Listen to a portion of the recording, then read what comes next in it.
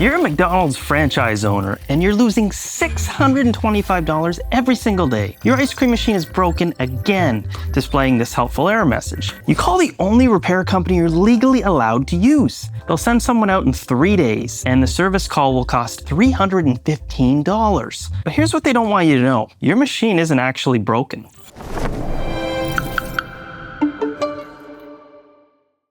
This device, a tiny cheap computer, can tell you exactly what's wrong in plain English. It costs $300, takes 10 minutes to install, and would save you thousands. But McDonald's banned it, claiming it could cause serious human injury. The real reason they banned it? 2 entrepreneurs accidentally exposed a $75 million repair racket. And when they tried to fix it, they started a corporate Cold War that went all the way to the US federal government. Let's dig into the details to unravel what's really going on inside those broken ice cream machines. Every Taylor C602 ice cream machine is essentially a computer that happens to make ice cream. It monitors temperatures, tracks cleaning cycles, and logs every error. But the thing is, it's designed to hide this information from you. Hidden inside every machine is a diagnostic menu. And to access it, you need this specific sequence of button presses that's not in any manual given to franchisees. Only Taylor technicians are supposed to know it. When we examine this machine's actual status, here's what we find. The error code XSND HUIF, LHPR greater than 45F, 1HR, LPROD 2 VISC translates to too much product in hopper. That's it.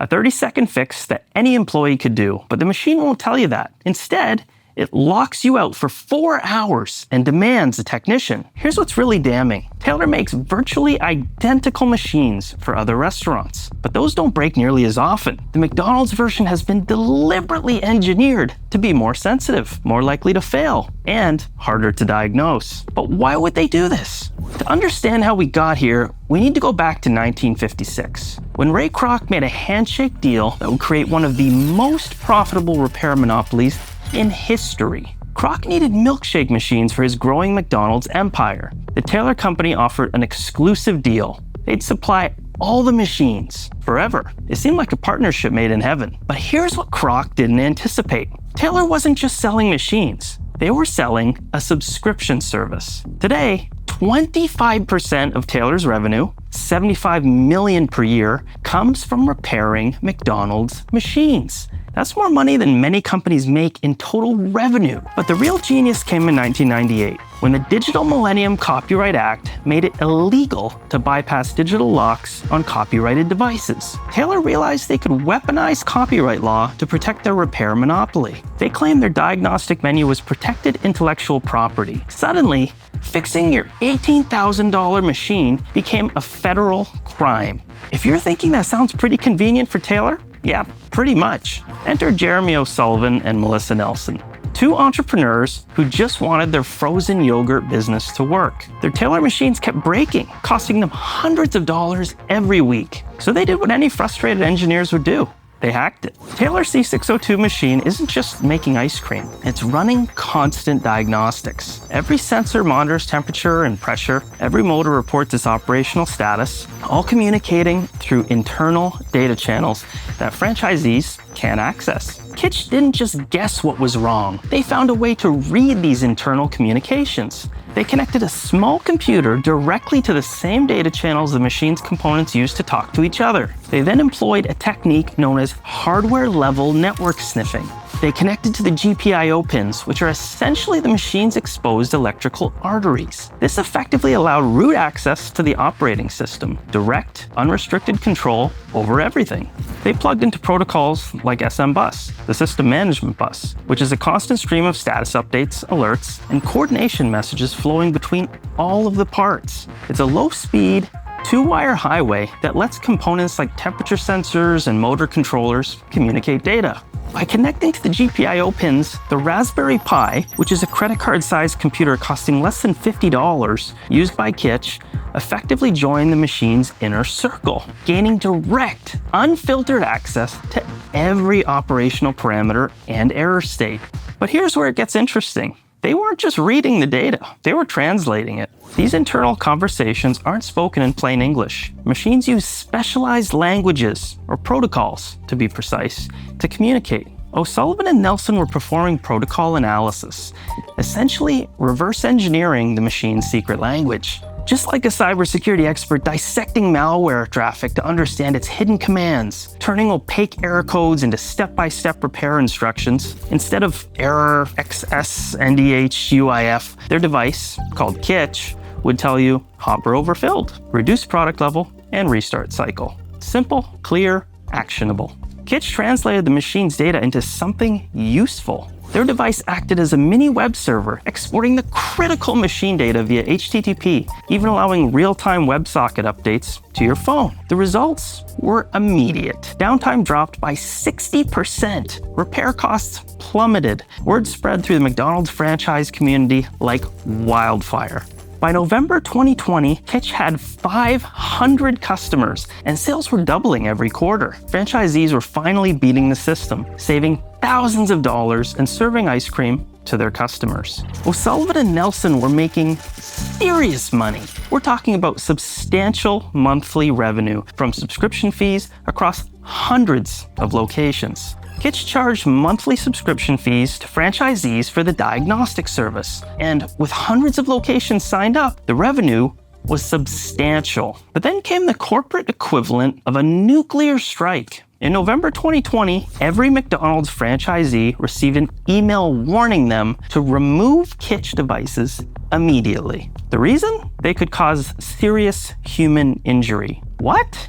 But here's what McDonald's didn't mention. Kytch had passed every safety test. They'd never received a single injury report. The device had robust safety features specifically designed to protect workers. The real reason emerged in discovery documents. This wasn't about safety. It was about protecting a $75 million revenue stream. Internal emails showed coordination between McDonald's and Taylor to eliminate the competition. But it gets worse. Taylor had been secretly trying to acquire Kytch devices under fake names and aliases. When that failed, they allegedly obtained one through McDonald's franchisee and reverse engineered it. Months later, Taylor announced their own Taylor Shake Sunday connectivity device with suspiciously similar features to Kytch. But it was essentially useless. It could tell you the machine was broken, but not why. And it couldn't help you fix anything without calling a Taylor technician. Overnight, Kytch's business evaporated, gone. Franchisees were too scared to use their devices, fearing a major lawsuit. The company that had solved the ice cream machine problem was effectively destroyed by corporate intimidation. This might seem like just one business dispute, but the implication is massive. Kytch fought back with a $900 million lawsuit, exposing a system where corporations use copyright law to create repair monopolies. The case caught the attention of the Federal Trade Commission, which launched an investigation into repair restrictions in 2021. This wasn't just about ice cream machines. It was about fundamental questions of ownership in the digital age. The same digital locks that kept McDonald's machines broken are everywhere. Your car, your phone, your smart appliances, they're all protected by the same copyright weaponization that created the ice cream machine problem. Kytch's solution wasn't just a hack. It was a powerful statement about data ownership and the right to understand and maintain the devices we buy, pushing back against artificially created repair monopolies. When you can't fix something you own, when you're forced to use authorized repair services, when perfectly good devices become e-waste because replacement parts are unavailable, you're experiencing the same system that kept McFlurries off the menu. Finally, in October 2024, the government acted. The Copyright Office granted a specific exemption for commercial food equipment, making it illegal to bypass digital locks on ice cream machines. But the damage was done. The legal intimidation campaign had already killed Kytch's business, forced them out of the market, and left franchisees back where they started, with broken machines and expensive repair bills. As of today, about 15% of McDonald's ice cream machines are still broken at any given time. So what can we do about it? If you own any connected device, understand that you might not actually own it completely. Read the terms of service, know your rights, support right to repair legislation. Always verify claims about safety restrictions. If a company says third-party repairs are dangerous, ask for specific evidence. Often, like with Kytch, the real danger